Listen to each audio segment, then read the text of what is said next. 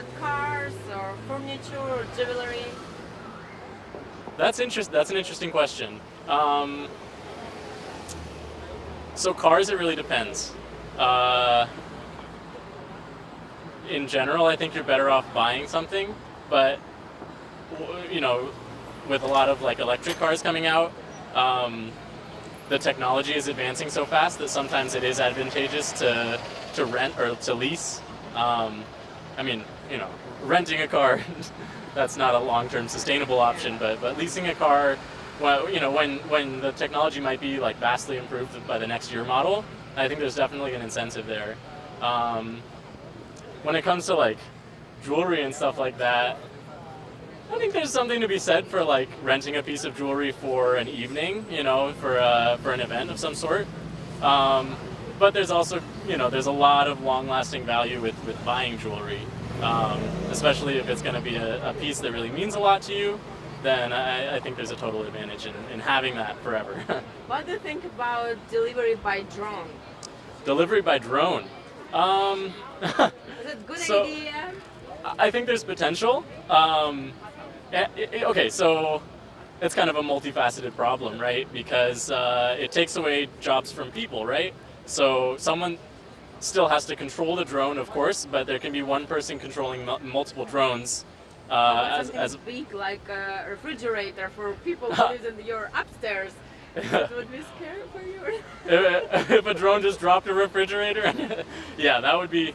All right, so that actually brings up another issue, is that then if you are getting something big delivered, you don't have somebody to help you get that into your house. So that's a problem, you know. I think that there's a lot of incentive for delivery companies like Amazon to automate a system like that, to have something that could just go out and drop something like, without having to pay somebody to go deliver your items. How about the robots? What do you think about robots who can deliver your order, for example? I think you are not at home, for example. Yeah. Bring it. Okay, so that comes down to programming, because I think that on the face of it, a robot is more trustworthy than a human, because they're going to follow their programming to the letter. But that being said, you know, if they're programmed to just leave it in front of your door, you know, a UPS driver, for instance, might assess the situation and see that you're not home, so they might tuck it behind a bush or something so that it's less likely to be stolen.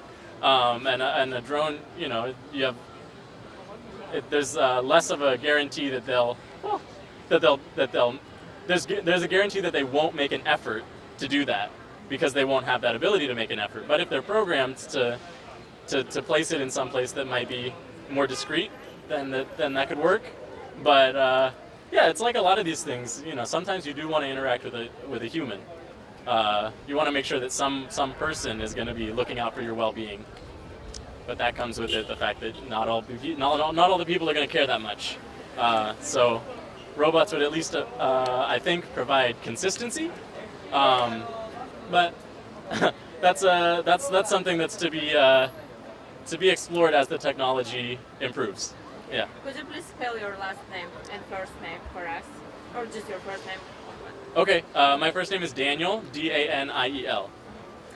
And if you want, you can give us your email address and we can send you the link. Could you spell it for us?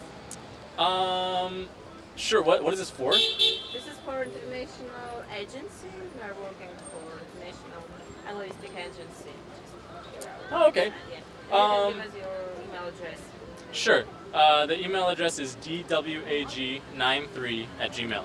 Okay, great. Thank you. I appreciate it for your time. Thanks so much. Thank you.